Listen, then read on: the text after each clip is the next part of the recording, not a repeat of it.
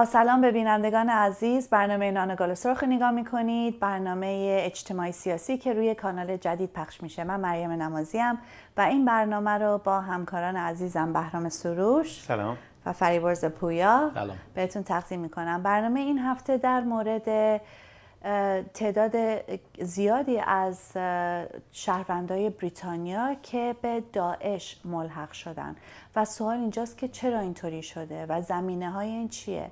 در ضمن در این برنامه مصاحبه داریم با رفیق که مسئول اوتریچ یک بنیاد به اسم کویلیم. اول قبل از اینکه به این موضوع بیشتر بپردازیم بریم یک کلیپ کوتاهی با هم نگاه کنیم. با ما باشید. وزارت کشور بریتانیا تخمین میزند که حدود 400 تا 500 شهروند بریتانیایی در سوریه برای آیسیس می جنگند. نگران از افراطی شدن آنها در خارج از انگلیس، وزارت کشور به سلب پاسپورت تهدیدشان کرد. ماه گذشته دیوید کامرون نخست وزیر بریتانیا هشدار داد که این نیروهای مسلح بزرگترین خطر برای این کشور هستند. چیزی که خیلی اذیتم میکنه وقتی چنین صحبتایی میشنوم اینه که همین دولت انگلیس همیشه صحبتش اینه که نگرانه وقتی که افراد برگردن از سوریه و عراق چه خاکی بر سر مردم انگلیس به سر میبرن. خب مشخصه امنیت مردم انگلیس هم مهمه، ولی امنیت مردم عراق و سوریه هم مهمه و متاسفانه کمتر روی این موضوع صحبت میشه و مسئولیت خود دولت انگلیس به خاطر این وضعیتی که الان صورت گرفته. نمیدونم نظر شما دوتا چیه در این رابطه؟ این قضیه فقط به انگلیس محدود نیست. همین 4 هفته گذشته مسئول امنیتی دولت آلمان به علاوه نماینده‌ای از وزارت خارجه آلمان هم تقریبا همین تعداد رو توی پرس کانفرانسی رو که داشتن مطرح کردن. گفتن حدود 300-400 تا از شهروندان آلمانی که رادیکالیزه ظاهرا شدن توی عراق و سوریه با داعش دارن می‌جنگن و اونا هم نگرانن که اینا برگردن چه مسئله رو پیش میرن.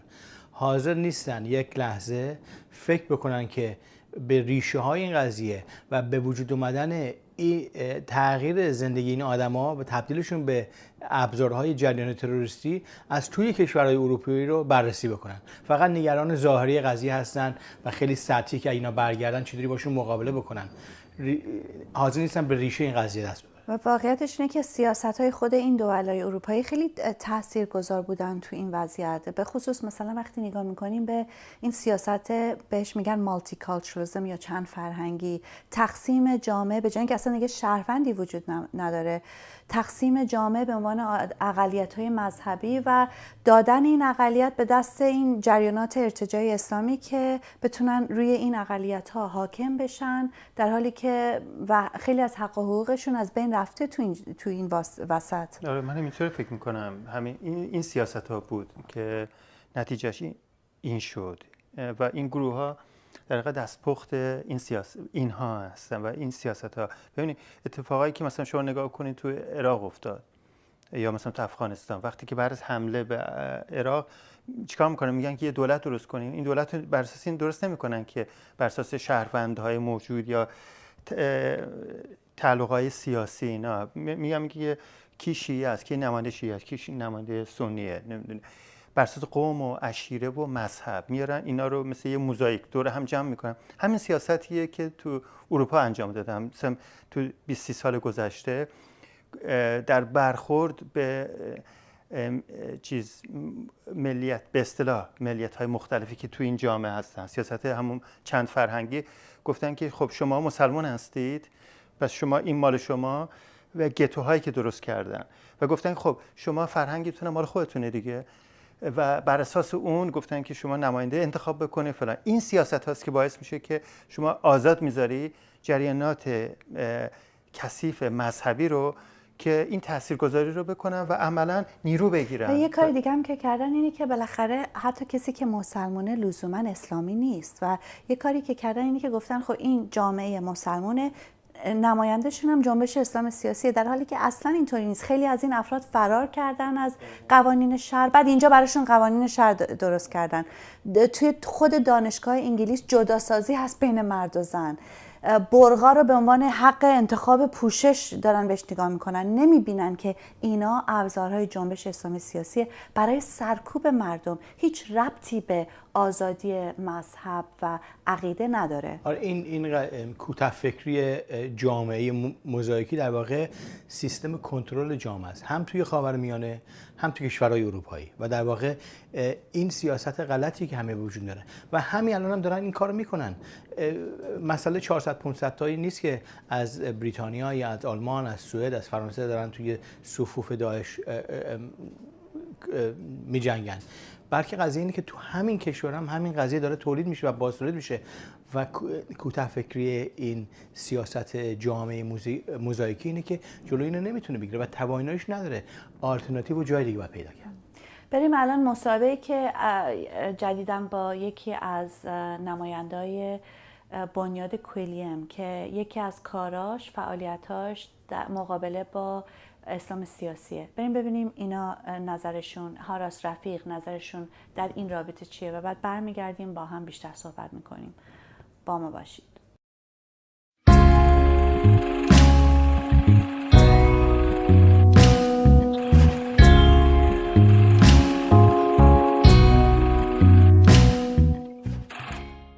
Hello, Haras Rafiq. Thank you for joining our program. I wanted to ask you about the whole thing that we're hearing in the news now of the large number of British foreign fighters in ISIS. What do you think is the reason behind these large numbers? I think there's a number of reasons. We've had a growing phenomenon that is Islamism that's been growing in the UK certainly since the 1980s onwards, and I think that prior to that, most of the immigrants that came over here were social economic migrants. My parents came here in the 50s, my uncles in the 20s, and they came here really to provide a living for their families back in Pakistan or India or wherever. But in the 80s we started to see a new generation or a new type of Muslim migrant that came to the UK, and that was the Islamist.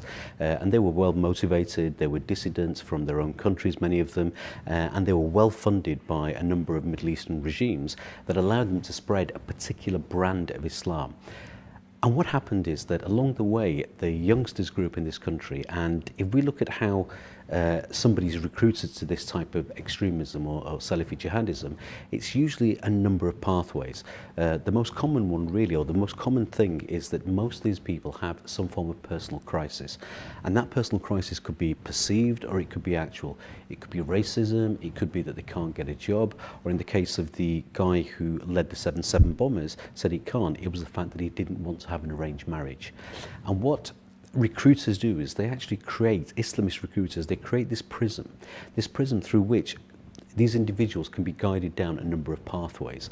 The first one is that they're taught that the answer to their problems and the solution to the problems really can only be effected if they create this caliphate, this Islamist caliphate, and rule through what they call an equitable Islamic version of Sharia.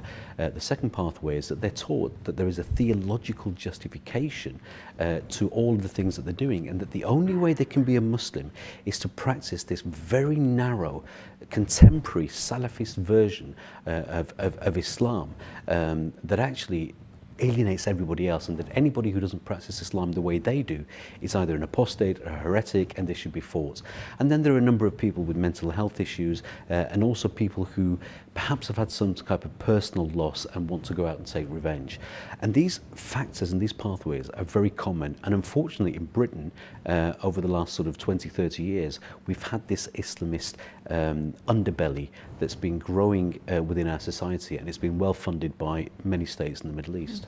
So but there is also a link, I mean, internationally with this as a political movement. In a sense, there are many generations of people who have the same issues that you mentioned, who join progressive, left-wing sort of protest movements and political groups. In a sense, it is because of the fact that we have an international Islamist movement that it makes it easier for a lot of these young people, in a sense, to be guided towards it? Oh, absolutely. The number of reasons. I mean, yes, we do have this international Islamist movement, you know, it's operating now. It has been doing from the Middle East and from parts of Southeast Asia. But one of the things that they've been able to do very well is get out to youngsters messages of recruitment in a manner that they actually want to be able to receive them. So, for example, 10 years ago, they were using emails and mobile phone text messages very, very effectively. Right now, they're using Google, Facebook, they're using Twitter, and they're using YouTube, and all of the social media ways of actually getting to people much more efficiently than we're doing, certainly in the counter-narrative side and certainly on the progressive side. So I think that the way and the strategies that they're using to get to youngsters is much more slicker, and we have a lot of catching up to do. The thing is that there's often a lot of confusion between Muslims and Islamists. Oftentimes, Islamist values organizations are seen to be or recognized as the representatives of Muslims. In your opinion, what are the distinctions? Clearly, there are huge distinctions between the two. What are they, and what are the characteristics of an Islamist group or person? Well, first of all, we have Islam, the faith, and we have Islamism, a political ideology. Just as we have social and socialism being two completely different words and two completely different aspects, parts, a spectrum of what they actually are. We have Islam, which is an individual faith and a relationship that one has between them and God. And we have Islamism, which essentially is an ideology that believes in three things. The first thing it believes in is that it has to set up, or somebody has to set up, an Islamic state, a caliphate, and govern that caliphate by their version of fiqh, or their version of Sharia. And their version is very narrow, and it's anybody else who doesn't believe in the same things that they believe in is not the same as them. Second thing they want to do is they want to expand that state across the world.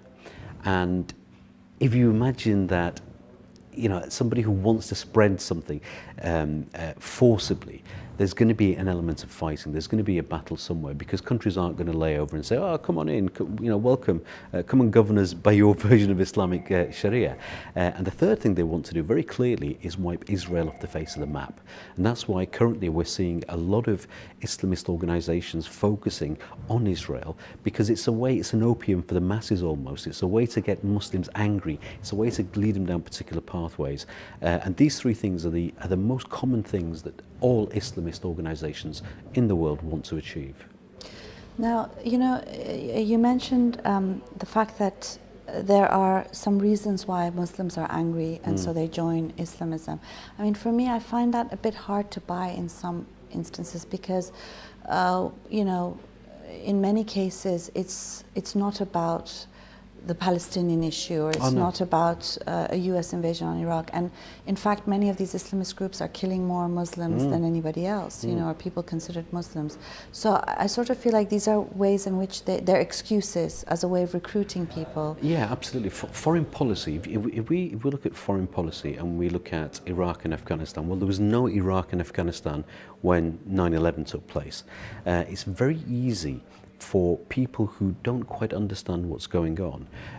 It's very easy for Islamists themselves to create an atmosphere whereby there are many other things that can be blamed as the root cause for making people go to a particular direction towards extremism and Salafi jihadism or Islamism.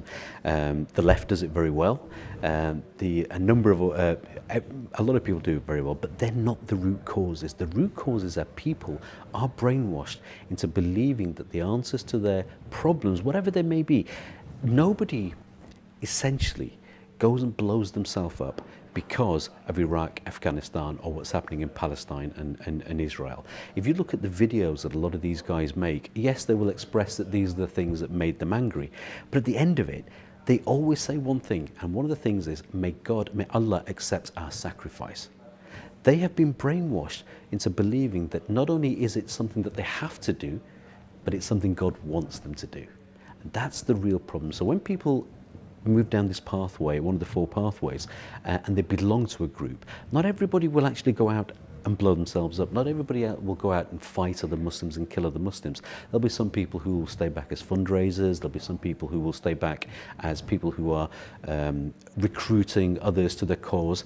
But there will be a few that will go out and fight. But the others are just as dangerous as the ones that are actually going out and doing fighting. I mean, that's an interesting point. Like groups like, let's say, the Islamic Education and Research Academy, what people consider soft Islamists, in a sense, they're calling for very violent things. They want a khalifa as well. They want death for apostates, and so on and so forth. Where do you place them in all this? Well, let's make. I don't make any distinction between them and Al-Qaeda, and I'll tell you why I don't make any distinction, because they believe in exactly the same things. They want to kill apostates, they want to, anybody who leaves the faith of Islam, they want to have the hudud punishments, they want all of the things that Al-Qaeda wants, and they believe all the things that Al-Qaeda wants. The only difference is that for them, it's not tactically, they're not ready from a tactical perspective to go out and fight right now. Secondly, some of these people are cowards. If they genuinely believe that they should be going out and supporting these things, why aren't they doing it? Why are they sitting in their very nice houses in London or wherever it is that they live, sitting back and thinking, you know what, yeah, we believe in the cause, but we're actually not going to go out and do anything. Part of it could also be, it's the public relations aspect of it, isn't it? It's normalizing Islamist values. Yeah, I mean, that's another aspect. If you look at IERA, one of the things they say in their propaganda is that they believe that they're doing dawah to propagate what they call normative Islam. And you're absolutely right that by actually making a lot of noise, by actually hijacking the microphone, by actually going into universities, by actually going into a number of places, they can make it seem, first of all, that that is the only real acceptable face of Islam. And secondly, yes, they are recruiting for their cause. And you know, I wonder how many people are actually out in joining with ISIS or somewhere else because of a radicalization process that's been started by groups such as IERA. So do you see a link between, let's say, the rise in Sharia courts here in Britain to the gender segregation at universities, to groups like what IERA are doing, with the rise of what is called jihadism? Or yeah, absolutely. One of the initial starting points of taking somebody down a pathway is to persuade them that the Islam or the faith that their parents practiced and their grandparents practiced, which didn't show a dichotomy between being British and Muslim or Pakistani and Muslim or Iranian and Muslim or whatever nationality and Muslim, is actually fits into, and the practices fit into one of four categories: bid'ah, haram, shirk and kufar. All the practices they believe, or many of the practices they believe, take people down a path that actually no longer makes them a Muslim. So these people, when they start bringing back, and I say bringing back very carefully, segregation, gender segregation, and wearing the niqab, because I never saw the niqab in the UK. I was born here, I'm 49 years of age. I never saw the niqab in the UK until I was about 18 or 19. And I lived in a Muslim area, I was brought up in a Muslim area. This Arabization, this Salafization of the Islam that the people from the Indian subcontinent, majority of Muslims in this country, brought over here, is a massive, massive tool that they use to actually start the process of taking somebody down this particular pathway. How do you challenge all of this? I mean, some of the work that Quilliam's doing. I think one of the things we notice is that people talk about lone wolf radicalization. People talk about people being radicalized in isolation. That's a lot of rubbish, and I'll tell you why that's a lot of rubbish. We recently did a report called Jihad Trending, where we analysed 30 jihadi websites, and there were a number of things that were debunked. One of the things was that there is no such thing as lone wolf terrorism. Every single person that goes down a path of extremism has to have some form of contact with charismatic recruiter or recruiters. This could be IERA, this could be somebody from ISIS or wherever it is, Hizb ut-Tahrir or whoever. Second thing is that banning and prescribing these organizations in a liberal democratic society on its own does not work. The government has made some very, very serious mistakes. And one of the mistakes they're making is they'll say, well, here is an organization, we believe it to be extremist, we believe it to be violent, well, let's just ban it. Well, fine, ban it, but make it difficult for them to set up again. Secondly, one of the things that we're doing, and we have been doing for a while, and I've certainly been doing for the last 10 years, is actually trying to introduce some counter narratives, trying to engage in some form of social activism to actually say, well, you know what, this is a problem that faces our society, both in the UK and a global society as well. And it's not something just for Muslims. It's only when people of faith and no faith, people who are Muslims, people who are not Muslims, come together and view this ideology in the same way that we might have viewed fascism in the 1930s or 40s, that we're actually going to be able to do something about it. So a lot of the things that we've been doing recently is building this liberal alliance, this liberal progressive alliance, and then actually providing counter narratives and actually providing some form of social activism to try and prevent people from Muslims from going down that pathway in the first place, and secondly, the ones that have, try and bring them back. Okay, thank you very much. My pleasure.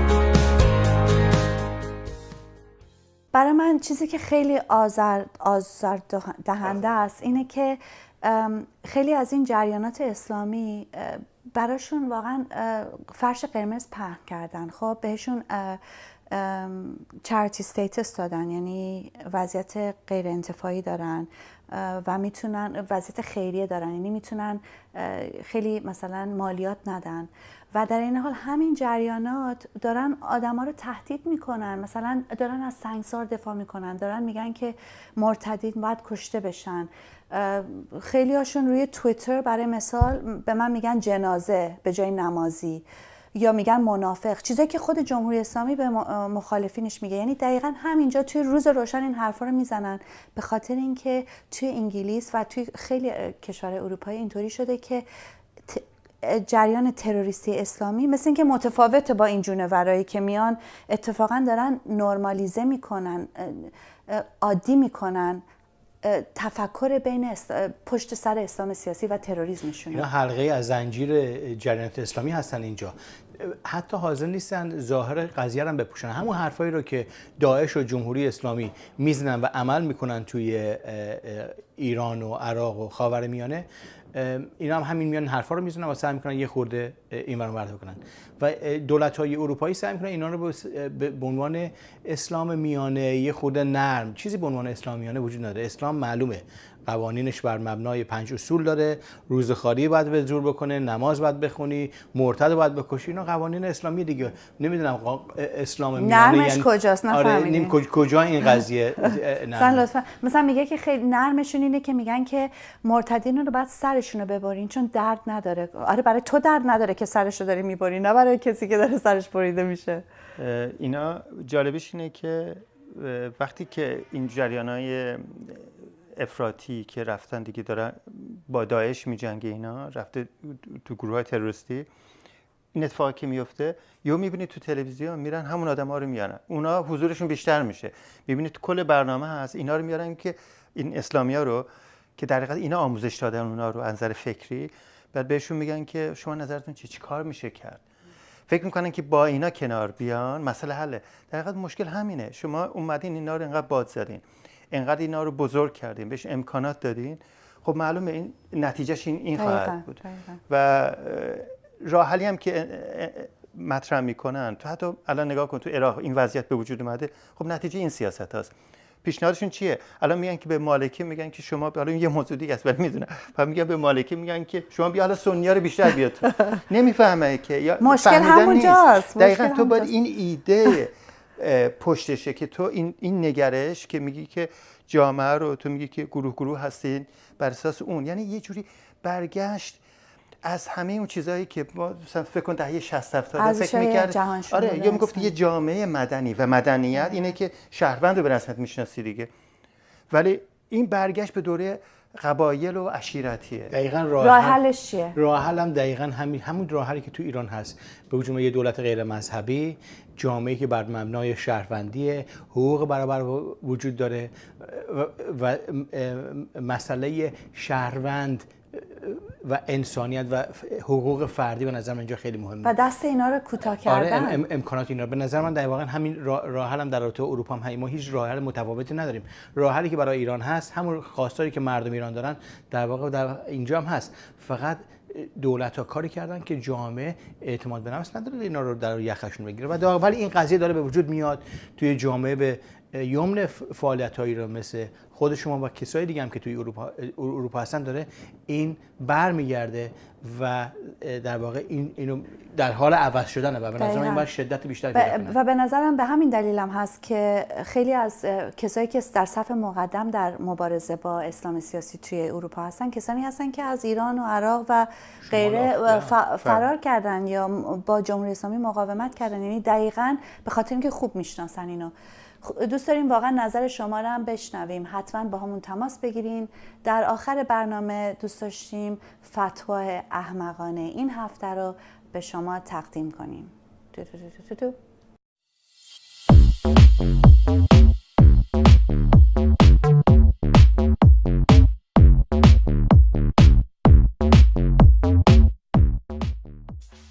چندی پیش شیخ محمد مناجد گفته که میکی ماوس یکی از سربازان شیطان است و گفته که طبق قوانین اسلامی میکی ماوس رو باید در همه مواقع کشت.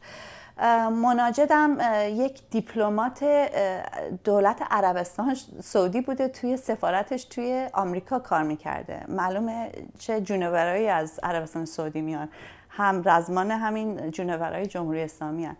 و مثل که خودش هم نمیدونه که میکی ماوس یه موجود زنده نیست، ولی اینا حتی به یه کارتون هم نمیخوان رحم کنن. اگر شما فتواهای احمقانه به خصوص از جمهوری اسلامی دارین حتما برامون بفرستین که ما منعکسش کنیم. رسیدیم به انتهای برنامه. امیدوارم برنامه خوبی داشتین. تا هفته آینده، هفته خیلی خوبی برای شما آرزو میکنیم.